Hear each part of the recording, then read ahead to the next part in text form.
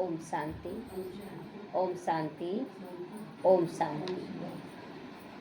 आज बाबा कह रहे हैं, मीठे बच्चे, तुम्हें सवेरे सवेरे उठकर बहुत प्यार से कहो, बाबा गुड मॉर्निंग। सुबह सुबह उठते के साथ सबसे पहला संकल्प, बाबा गुड मॉर्निंग। इस याद से ही तुम सतो प्रधान बन जाओगे। सतो प्रधान जितना ज़्यादा बाबा कहते ना याद करोगे उतना सतो प्रधान बनोगे। तो सबसे पहला है हमारा श्रीमत कि अमृत वेले बाबा को प्यार से याद करने का। प्रश्न आज, एक्यूरेट याद द्वारा बाप की करंट लेने के लिए मुख्य किन गुणों की आवश्यकता। अगर एक्यूरेट याद का करंट लेना चाहते हैं तो कौन से गुणों की आवश्यकता है।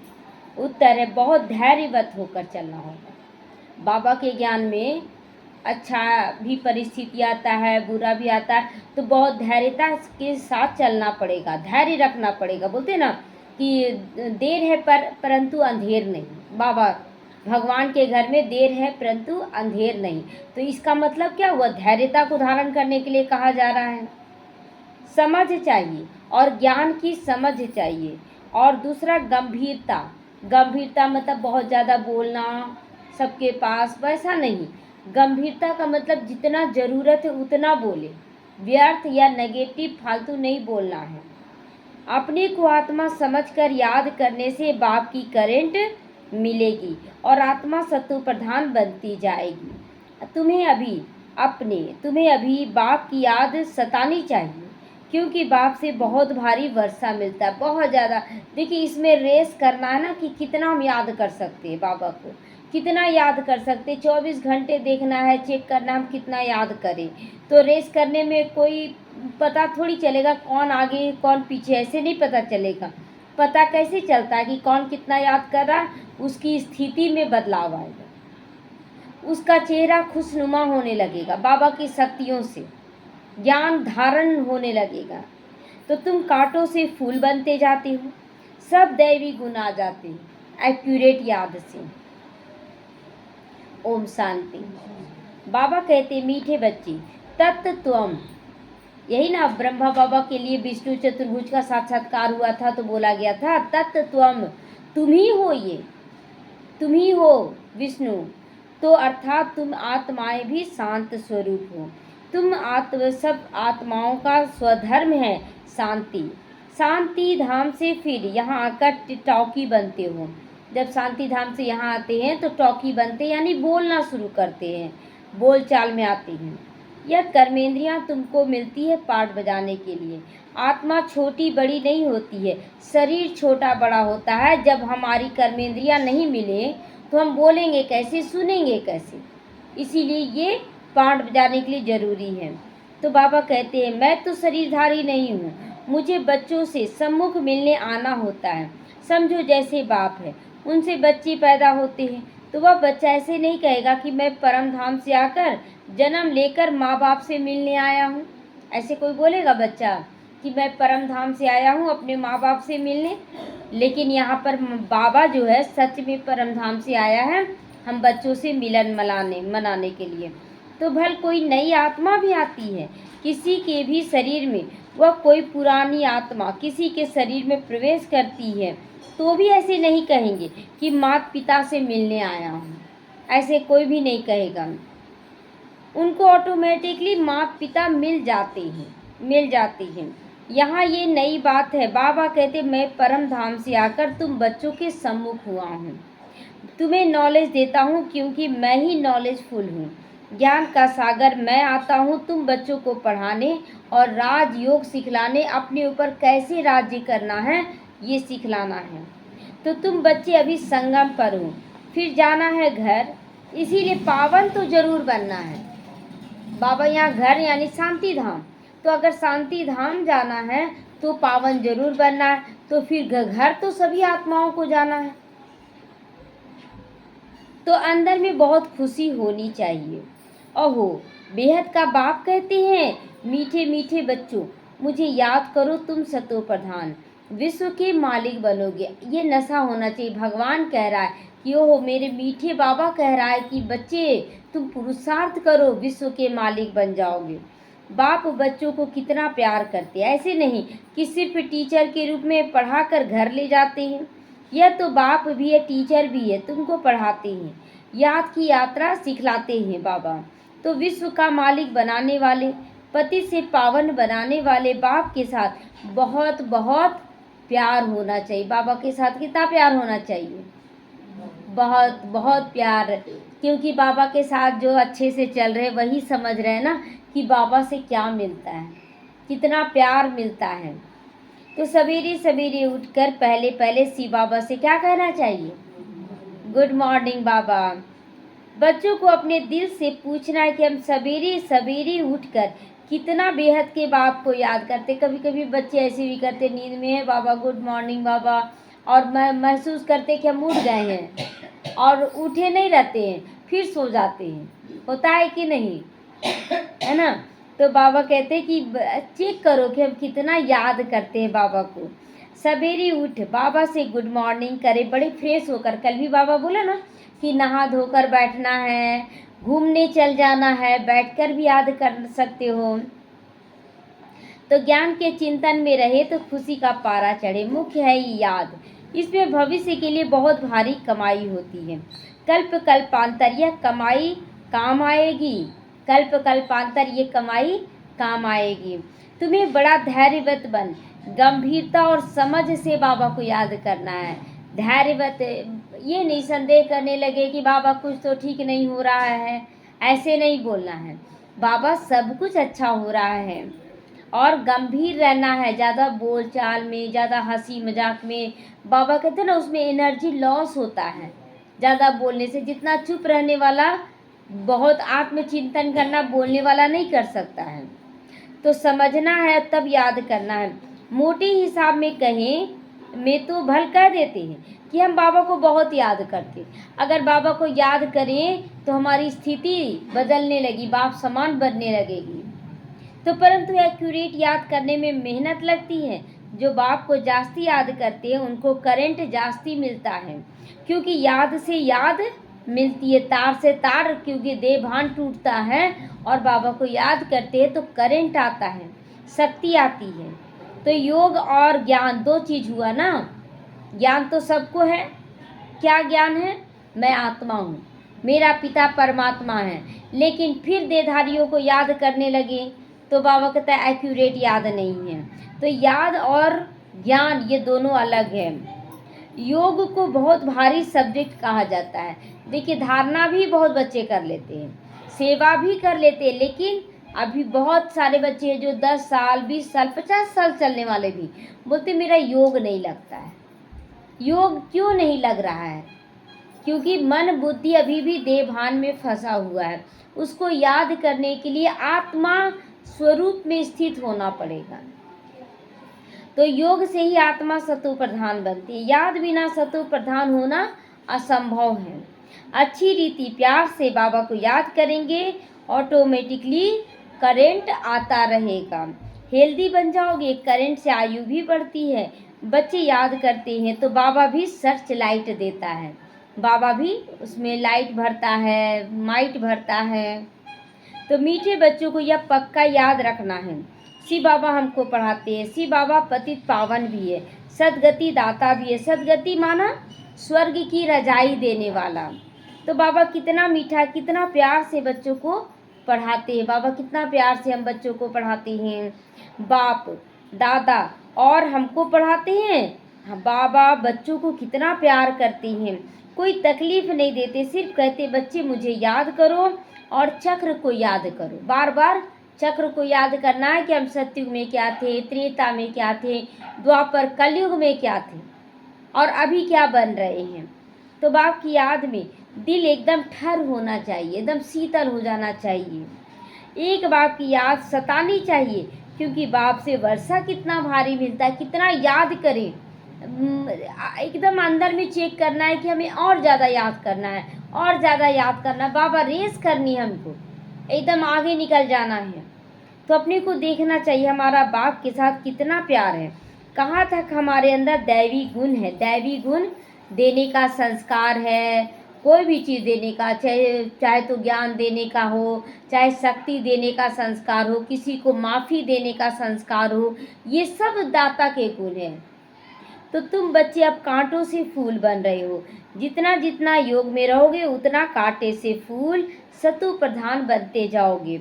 जो बहुत कांटों का फूल बनाते हैं, बहुत सारे कांटों को फूल बनाते हैं, उन्हें ही सच्चा खुशबूदार फूल कहेंगे। बाबा किसको सच्चा खुशबूदार फूल कहेगा? जो बनाने की सेवा करते रहेंगे, वह कभी किसी को कांटा नहीं लगाएंगे। तो क्रोध भी बहुत बड़ा कांटा है, बहुतों को दुख देता है। तभी तुम बच्चों को कांटों की दुनिया से किनारे पे आ गए हो ना। हम लोग कांटों की दुनिया में हैं? नहीं है, तुम संगम पर हो। तुम जैसे माली फूलों को अलग बर्तन में निकाल कर रखते हैं, वैसे तुम फूलों को भी बाबा संगम युगी पाठ में अलग रखा है। अलग रखा है ना। दुनिया वाले दुख दे रहे हैं, दुख ले रहे हैं, अब बाबा हमें एकदम अलग बर्तन में रख दिया, जिससे ना दुख दे रहे हैं और ना दुख ले रहे हैं। तो फिर तुम फूल स्वर्ग में चले जाओगे। जैसे फूल तोड़ते हैं ना और फिर देवी देवता के चरणों में चढ़ाते हैं, बोलते हैं ना चरणों में चढ़ाना है, पूजा करना है। तो यहाँ भी बाबा हम फूलों को तैयार कर अलग संगम युगी पाठ यानी बर्तन में रख रहा है और संगम युगी से सतयुगी देवी देवता बना देगा। तो कलयुगी कांटे भस्म हो जाएंगे। कांटे मतलब अवगुण को समाप्त कर रहा है। बाप कहते मीठे बच्चे, जितना तुम बहुतों का कल्याण करोगे उतना तुमको ही उजूरा मिलेगा, उतना प्रकाश मिलेगा, उतना सर्च लाइट मिलेगा। बहुतों को रास्ता बताओगे तो बहुतों का आशीर्वाद मिलेगा। ये दुआओं की शक्ति बहुत पावरफुल होती है, उड़ना सिखा देगी, इसलिए दुआएं बहुत ज़रूरी हैं। ज्ञान रत्नों से झोली भरकर फिर दान करना है। ज्ञान सागर तुमको ज्ञान रत्नों की थालियां भर भर कर रोज दे रहा है। हम कितना धारण कर रहे हैं ये हमारे ऊपर है। तो उसका दान करते हैं, वही सबको प्यारे लगते हैं। बच्चों के अंदर कितनी खुशी होनी चाहिए। सेंसिबल बच्चे जो होते हैं, समझदार, वह कहेंगे कि हम तो बाबा से पूरा वर्षा लेंगे। जो समझदार है उसकी समझदारी का प्रमाण क्या है कि वो एक्यूरेट चलना शुरू कर देंगे बाप के अनुसार, एकदम चटक पड़ेंगे। बाप से बहुत प्यार रहेगा क्योंकि जानते हैं प्राण देने वाला तो बाप है ना। मरे पड़े थे, बाबा के ज्ञान में आने से पहले कैसे थे? मरे पड़े थे। कोई जीवन जीने का कला नहीं था, कोई आनंद नहीं था। अब बाबा में आए तो कितना हल्का महसूस करते हैं। तो नॉलेज का वरदान ऐसा देते हैं जिससे हम क्या से क्या बन जाते हैं। बाबा कहते हैं इनसॉल्वेंट से सॉल्वेंट बन जाते हो। कैसे बन गए थे? एकदम खाली हो गए थे ना। भिखारी बनने से एकदम खाली गरीब बन गए थे और अभी बाबा हर तरह से भरपूर कर दे रहा है। तो इतना भंडारा भरपूर कर देते हैं कि चारों युगों तक हमारा चलेगा, चारों युगों तक चलेगा। जितना बाप को याद करोगे उतना प्यार बढ़ेगा, बाबा से प्यार बढ़ता जाएगा। कशिश होगी, खींचेगा बाबा। जितना आप याद करेंगे, सेवा करेंगे, धारणा करेंगे तो बाबा स्वयं खींचेगा। आप नहीं भी, माया आपको खींचेगी, लेकिन माया से निकाल कर बाबा अपनी गोद में ले लेगा। तो सुई साफ होती है तो चुंबक की तरफ खींच जाती है ना। चुंबक के पास रखे, अगर जंग लगा हुआ है तो चुंबक सामने भी रख दे तो आकर्षित नहीं कर पाएगा, लेकिन अगर उसका जंग का हट गया है तो स्वतः ही आकर्षित हो जाता है। तो बाप की याद से कट निकलती जाएगी। कट माना हमारे अंदर के अवगुण विक्रम जो हुए हैं, विषय विकार जो है वो निकल जाएगा। तो एक बाप के सिवा और कोई भी याद न आए। बाप समझाते, मीठे बच्चे गफलत मत करो, स्वदर्शन चक्रधारी बनो, लाइट हाउस बनो। अपने आप को देखो दिन भर में, जितना अपने आप को देखेंगे उतना पावरफुल बनेंगे। स्वदर्शन चक्रधारी बनने की प्रैक्टिस अच्छी हो जाएगी तो फिर जैसे ज्ञान का सागर ही तुम हो जाओगे। बाबा कितना बड़ा वरदान दिया ना कि जैसे जैसे हम स्वदर्शन चक्रधारी बनने का प्रैक्टिस करेंगे हम क्या बन जाएंगे? हम बन जाएंगे ज्ञान का सागर। जैसे स्टूडेंट पढ़कर टीचर बन जाते हैं ना, तो तुम्हारा धंधा यही है, पढ़ाना, पढ़ना और पढ़ाना। सबको स्वदर्शन चक्रधारी बनाओ, तभी तो चक्रवर्ती राजा रानी बनोगे। बाबा कहते, बच्चे तुम्हें तुम्हारे बिगर हमको भी जैसे बेआरामी हो जाती है। जैसे जैसे बच्चे नीचे उतरते जाते हैं तो द्वापर से बाबा को बेआरामी होती है कि नहीं। कोई भक्त बोल रहा है कि हम नस काट लेंगे, भगवान आ जाओ। कोई दिए पर हाथ रख के बोलता है कि हम आ जाओ, हम नहीं तो हाथ जला लेंगे। कोई नदी में कूद कर मरने लगता है तो बेआरामी हुआ कि नहीं। बार बार दौड़ के आना पड़ता है, बाबा को भेजना आना पड़ता है। तो जब समय होता है तो बेआरामी हो जाती है, बस अभी हम जाएं। और लास्ट में तो इतनी सारी आत्माएं पुकारने लगती है कि बाबा को एकदम बेआरामी हो जाती है और फिर बाबा को आ जाना पड़ता है यहाँ। तो बच्चे बहुत पुकारते हैं, बहुत दुखी है, तरस फिर पड़ता है, इसीलिए मैं आता हूँ तुम बच्चों के सारे दुखों को समाप्त करने के लिए। अभी तुम बच्चों को घर चलना है, फिर वहाँ पर से तुम आप ही सुखधाम में चले जाओगे। वहाँ पर से बाबा नहीं, ले जाने का कार्य बाबा करता है। फिर परम धाम से आकर सत्युग में आएंगे, त्रेता में आएंगे, वो अपनी से करना है। तो वहाँ मैं तुम्हारा साथी नहीं बनूंगा। अपनी अवस्था अनुसार तुम्हारी आत्मा चली जाएगी। जैसी ऐसी अवस्था, जैसे कि किसी की अवस्था सत्युग में जाने की है तो सत्युग में स्वतः ही उसका पाठ हो जाएगा। जिसकी अवस्था त्रेता युग का, वो स्वतः ही आएगा, उसको भेजना भी नहीं पड़ेगा। अच्छा, मीठे मीठे सीखे लदे बच्चों प्रति माता पिता बाप दादा का याद प्यार और गुड मॉर्निंग। रूहानी बाप की रूहानी बच्चों को नमस्ते। हम रूहानी बच्चों की रूहानी माता पिता बाप दादा को याद प्यार, गुड मॉर्निंग और नमस्ते नमस्ते, शुक्रिया बाबा। हम रूहानी बच्चों की रूहानी माता पिता बाप दादा को याद प्यार, गुड मॉर्निंग और नमस्ते नमस्ते, शुक्रिया बाबा, शुक्रिया। धारणा के लिए आज मुख्य सारे बाप की करंट ऑटोमेटिक लेने के लिए बहुत प्यार से बाबा को याद करना है। यह याद ही हेल्दी बनाएगी। करंट लेने से ही आयु बढ़ेगी। जितना बाबा से शक्ति लेंगे आयु बढ़ती जाएगी। और आयु बढ़ने का एक कारण और है कि बाबा को याद करेंगे, विक्रम विनाश होगा। विक्रम विनाश होगा तो गलत काम नहीं होगा, चिंता फिकर नहीं होगा। तो याद से ही बाप की सर्च लाइट मिलती है।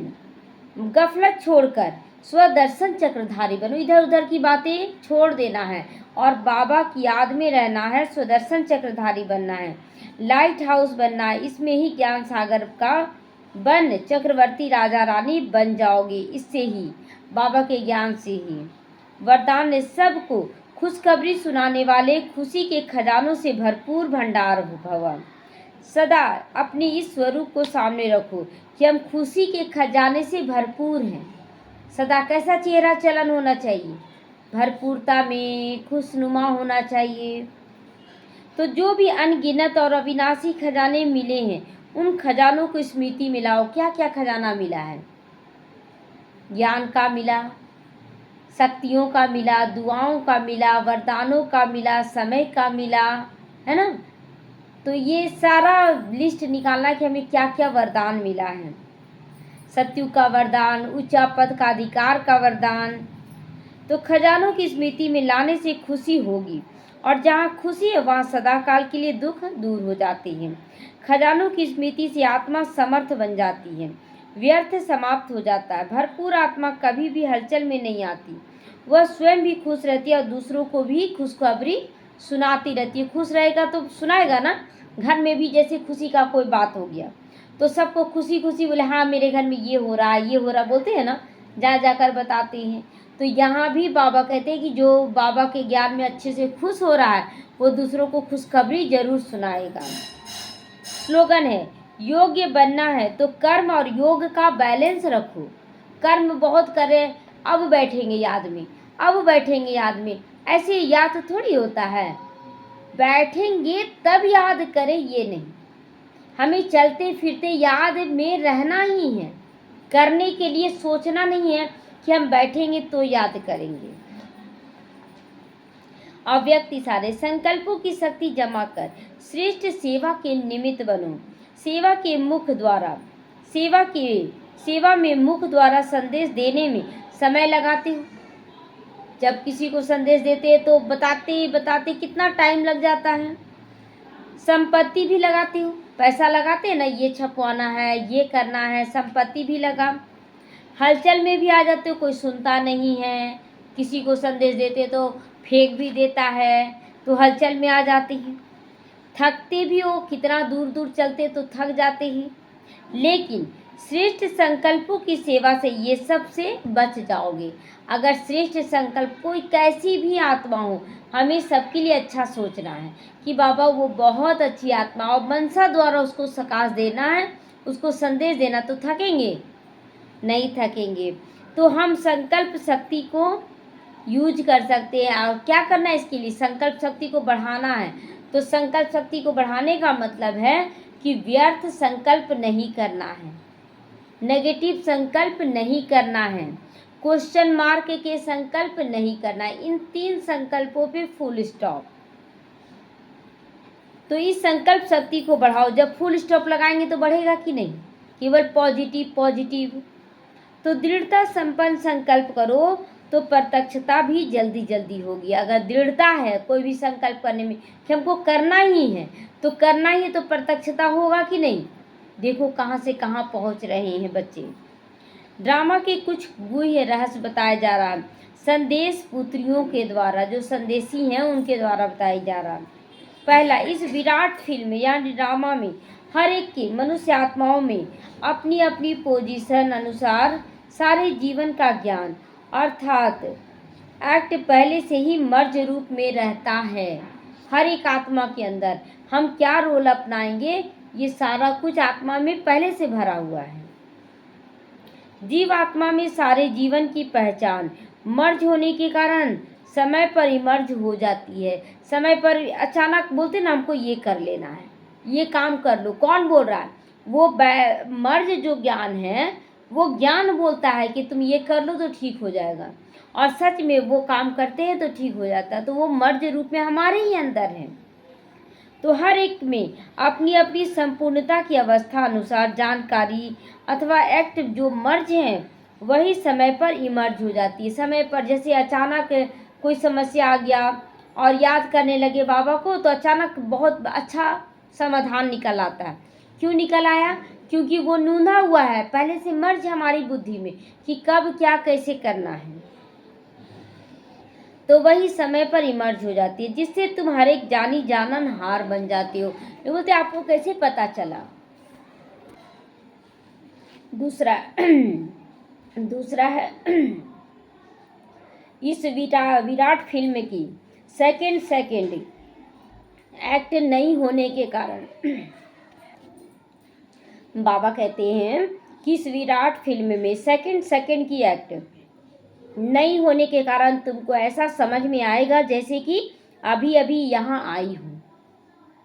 यहाँ पहली बार नहीं आए हैं, यहाँ हर कल्प में आए हैं, लेकिन महसूस होता है कि पहली बार आए हैं। तो हर सेकंड की एक्ट अलग होती है। करके कल्प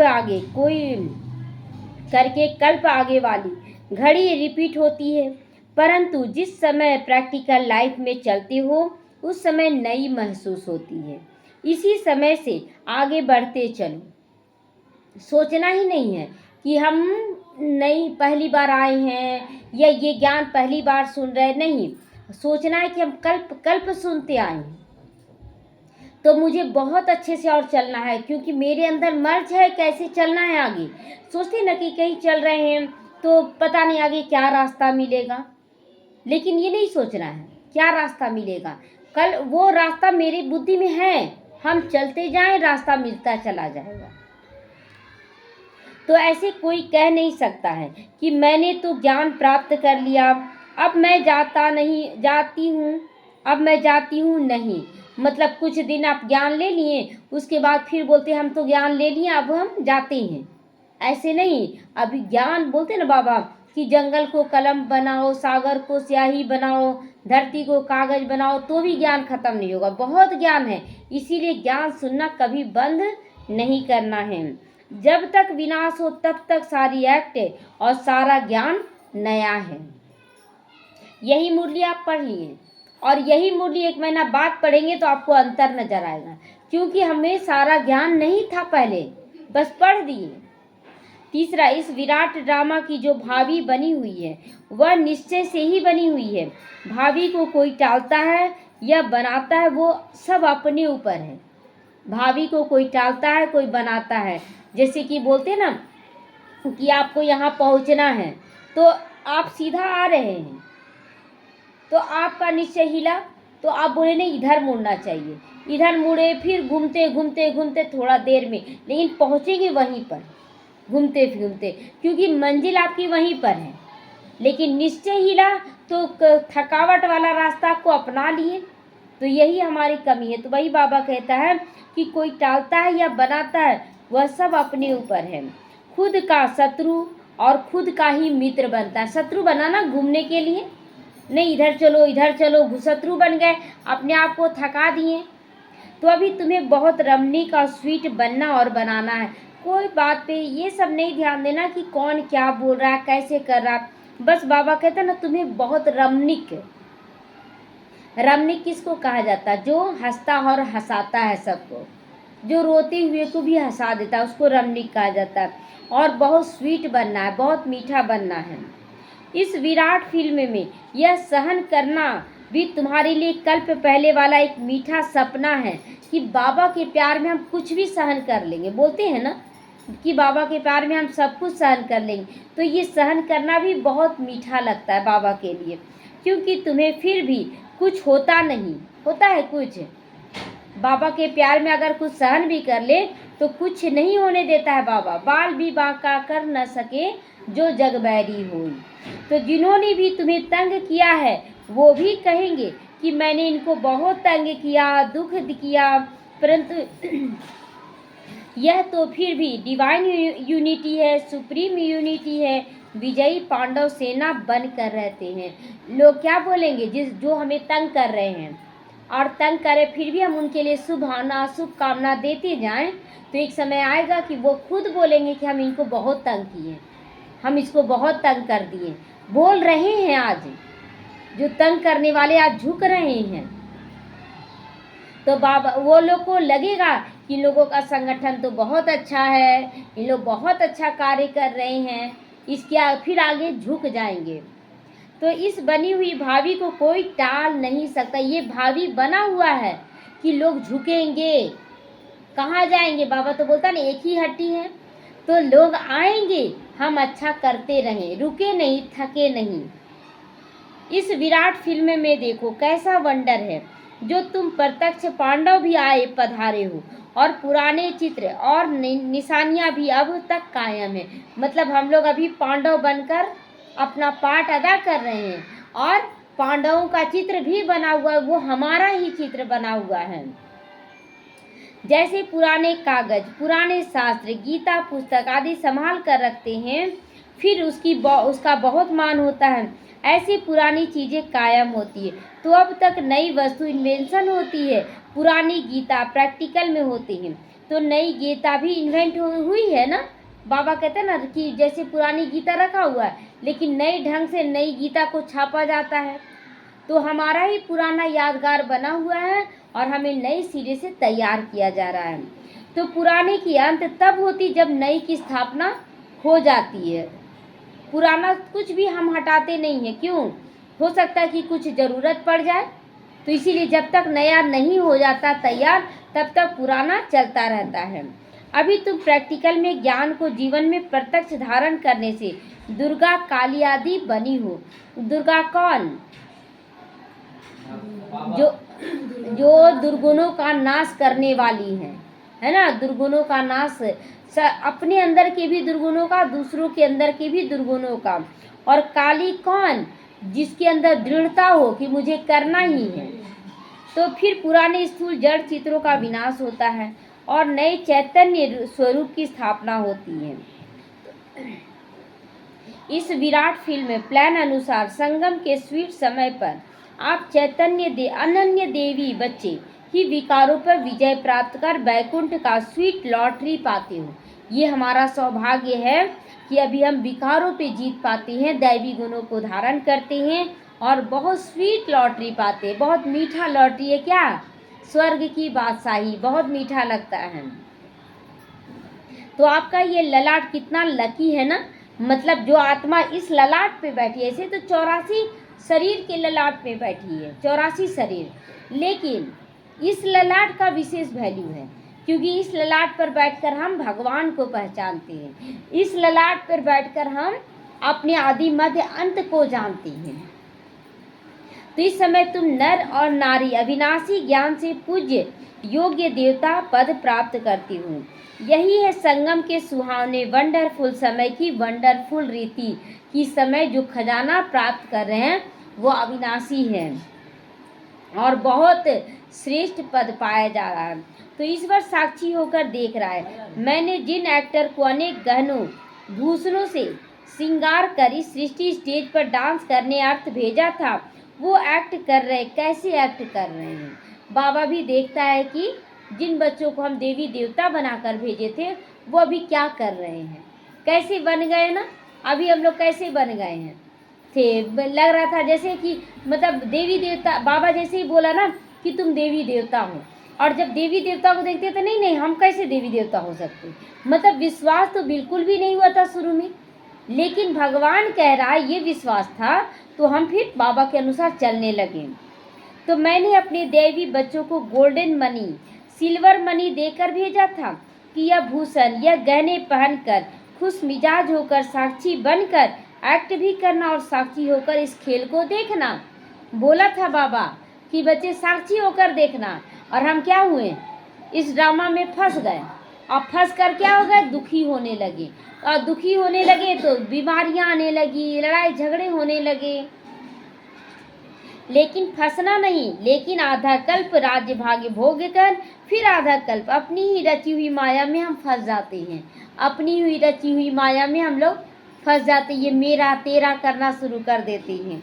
अब फिर मैं तुम्हें कहता हूँ इस माया को छोड़ दो तुम एकदम, कि तुम्हारा कुछ भी नहीं, ना ये शरीर तुम्हारा, ना देहधारी तुम्हारे, ना धन दौलत तुम्हारा।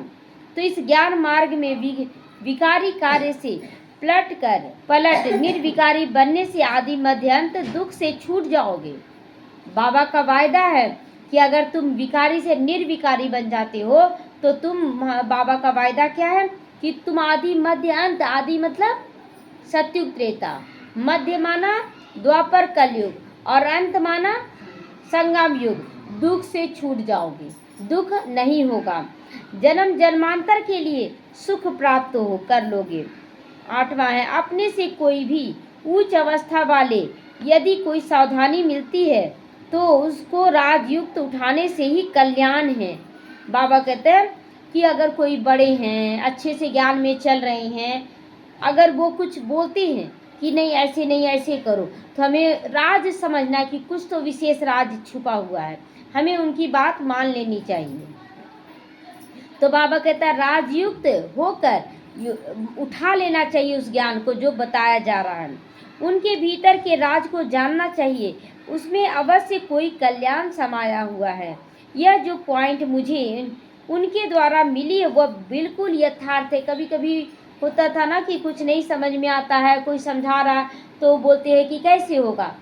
हम जब बहुत छोटे थे तो एक चीज़ मतलब नहीं समझ में आता था। कोई बोलता था ना कि ICOM में पढ़ते हैं, कोई बोलता था IA में पढ़ते हैं, कोई बोलता था ISC में पढ़ते थे। हम बोलते थे जब एक ही क्लास में हैं तो अलग अलग नाम क्यों? तो बोलते थे ना कि अपने आप को है ना बहुत ऊंचा पद दे रहा है, इसीलिए अलग अलग नाम से पुकारता है। समझ नहीं था। तो उसी तरह अभी समझ में नहीं आता है, लेकिन अगर बड़े कुछ समझाते हैं हाँ जी करना है। अब समझ में आता ना कि कोई कॉमर्स लिया तो ICOM बोला, कोई आर्ट्स लिया तो IA बोला, कोई साइंस लिया तो ISC बोला। बोलो तो गलत नहीं थे, गलत तो हम थे। तो उसी तरह यहाँ पर भी अगर बड़े कुछ बोलते हैं तो उसमें राज समाया हुआ है और उसे ग्रहण करके शांत चित्त होकर उसे समझना है। तो उसे बहुत खुशी से स्वीकार करना चाहिए, क्योंकि अगर मेरे द्वारा कभी कोई भूल हो गई तो वह पॉइंट आदि याद आने से स्वयं को करेक्ट कर लेंगे। इसीलिए कोई भी सावधानी हो तो बहुत विशाल बुद्धि से धारण करने से तुम उन्नति को प्राप्त कर सकते हो। अगर कोई सावधानी दे रहा है तो हमें उसे ग्रहण करना चाहिए। अभी तुम्हें नित्य अंतर्मुखी होकर योग में रहना है, क्योंकि अंतर्मुखी होने से स्वयं को तुम देख सकते हो।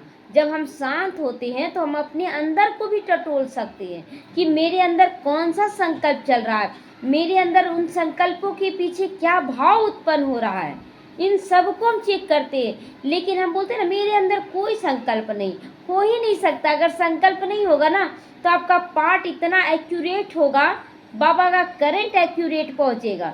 लेकिन हम बोलते मेरे अंदर कोई संकल्प नहीं चल रहा, हो ही नहीं सकता है। करेक्शन तो जरूरी है ना। बाबा क्या बोलता है कि कनेक्शन जोड़कर करेक्शन करो। तो जब संकल्प नहीं चलेंगे कि क्या सही क्या है गलत क्या, करेक्शन कैसे होगा। लेकिन बाबा क्या बोलता है कि कोई संकल्प नहीं चलने का, नेगेटिव नहीं चलना चाहिए। लेकिन जो आया है समस्या उसका करेक्शन तो करेंगे ना, समाधान करेंगे, या मेरे अंदर जो कमी महसूस हो रहा है उसका करेक्शन करेंगे। सिर्फ देखेंगे नहीं, परिवर्तन भी कर सकेंगे। अगर ये सब ज्ञान अंतर्मुखी होकर करेंगे तो मेरे अंदर जो कमी कमजोरी है उसको हम समाप्त कर सकेंगे। तो यही है सर्वोत्तम अवस्था। बाबा कहता है यही सर्वोत्तम अवस्था। हम गलत करते चले जाएं, मेरे अंदर कोई संकल्प नहीं, तो फिर आप आगे कहाँ बढ़ रहे हैं। हम बाबा के साथ चल रहे हैं ना, चलते जाए, अरे इधर जाना है इधर जाना है, वो संकल्प तो करेंगे ना। अब बोलेंगे नहीं कोई संकल्प नहीं, मेरे पैर जैसे बढ़ते जा रहे हैं हम बढ़ते जाएंगे, ऐसा होता है क्या? नहीं। तो जब पता है कि हर एक अपनी स्टेज प्रमाण पुरुषार्थी है, तो कोई भी पुरुषार्थ के लिए आरग्यू नहीं चल सकती है, क्योंकि वो अपनी स्टेज अनुसार पुरुषार्थी है। देखिए ये भी एक स्टेज है कि अगर कोई पुरुषार्थ कर रहा है तो बहस नहीं करना, वो ऐसा क्यों नहीं कर रहा, वो ऐसा, सबका अपना अपना पार्ट है, सबका अपना अपना पार्ट है। उसमें बहसबाजी नहीं करना कि वो ऐसा क्यों नहीं कर पा रहा ज्ञान सुनकर भी, तो क्योंकि उसका उतना ही पार्ट है, उतना ही है। तो उसकी स्टेज को देखकर उनसे गुण उठा लो। हर एक के अंदर गुण जरूर है। अगर गुण नहीं उठा सकते हो तो उसको छोड़ दो। अगर तुम उससे गुण नहीं उठा सकते हो तो उसको छोड़ दो, लेकिन उसके प्रति गलत संकल्प नहीं, उसके प्रति व्यर्थ संकल्प नहीं, क्वेश्चन मार्क के संकल्प नहीं। 10वां, तुम सदा अपने सर्वोत्तम लक्ष्य को सामने रखो। सर्वोत्तम लक्ष्य क्या है हमारा? हाँ, लक्ष्मी नारायण को देखो। तुम हर एक व्यक्तिगत पुरुषार्थी, व्यक्तिगत माना अपना पुरुषार्थी, अपना भाग्य खुद बनाने वाले हैं। तुम अपनी तरफ नजर रख आगे दौड़ते रहो। अपने आप को देखना है कि मेरे अंदर क्या कमी है। अगर दिख रहा है कमी, बाबा ये कमी निकाल देना है, ये कमी एकदम निकाल देना है। तो कोई भल क्या भी करता रहे, परंतु मैं अपने स्वरूप में स्थित हूँ। कौन सा स्वरूप? सतोगुणी स्वरूप में, शांत स्वरूप में। तो अन्य किसी को ना देखूं, दूसरी आत्माओं को नहीं देखना है। अपनी बुद्धि योग बल से मैं अपनी अवस्था को जान लूं। बाबा कहता है ना कि अपने बुद्धि योग बल से अपनी अवस्था को हम जान लें। तो अपनी अवस्था तो पल पल पता चलता है, पल पल पता चल जाता है। अगर हम डिस्टर्ब हैं तो मेरी अवस्था लोअर है एकदम। अगर हम बहुत अच्छे से चल रहे हैं तो मेरी अवस्था मीडियम है। अगर हम अपनी अवस्था को ठीक करके दूसरों की अवस्था ठीक कर रहे, वो श्रेष्ठतम और उच्चतम अवस्था है। तो हमें कौन सी अवस्था बनानी है? उच्चतम और श्रेष्ठ बनानी है ना। तो खुद भी अपना ठीक करें और दूसरों का भी ठीक करें। हम गलत काम नहीं कर रहे हैं। आज एक भाई बोला, कोई और भाई है ना खैनी खाता है, अब वो खैनी खाता है तो डर से वो अपने दोस्त को दे दिया, दोस्त नहीं खाता है। अब दोस्त उसको मना किया, लेकिन उसका बोला नहीं रख दो ना, इस बार रख दिया। ये सही की गलत? गलत है ना। हम खुद भी नहीं खा रहे, ठीक है, लेकिन हम दूसरों को भी खाने से रोकेंगे ना। और फिर हम गलत चीज़ हम क्यों रखने जाए? हम नहीं रखेंगे। तो बाबा यही बोल रहा है। बाबा कहते हैं कि योग बल की अवस्था को जाने आप कि मेरी कौन सी अवस्था है। अंतर्मुखी मुक्ता की अवस्था से ही तुम अनेक परीक्षाओं से पास हो सकते हो। ये सब एक परीक्षा है कि हम क्या कर रहे हैं, डिसीजन मेरा क्या रहा। वो गिड़गिड़ाने लगा, अच्छा इस बार रख लो, हम नहीं खाएंगे प्लीज़, हम ले लिए तो क्या करें। आप रख लिए तो सही है गलत? गलत है ना। तो हम नहीं उसी समय निर्णय करें, हमें गलत चीज़ नहीं रखना है। कोई बोला ना कि आज भर झूठ बोल ले रहे, कल से झूठ नहीं बोलेंगे। आज भर झूठ क्यों, क्या पता फिर कल झूठ बोलना पड़ जाए। है ना। तो इसीलिए बाबा कहते हैं ना कि तुम्हें झूठ कभी नहीं बोलना है, तो विकारों का संपूर्ण रूप से दान दे देना है बाबा को। तो बाबा कहते हैं कि अंतर्मुखता की अवस्था से ही तुम अनेक परीक्षाओं से पास हो सकते हो।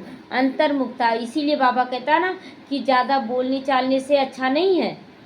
बाबा कहता ना कि चुपचाप रहो, अंतर में सोचते रहो कि मेरे अंदर क्या चल रहा है, और चलाते हुए बाबा के ज्ञान को चलाना है, बाबा को याद करना है, तो पुराना जो किचड़ा है वो समाप्त कर पाओगे। अच्छा, ओम शांति, ओम शांति।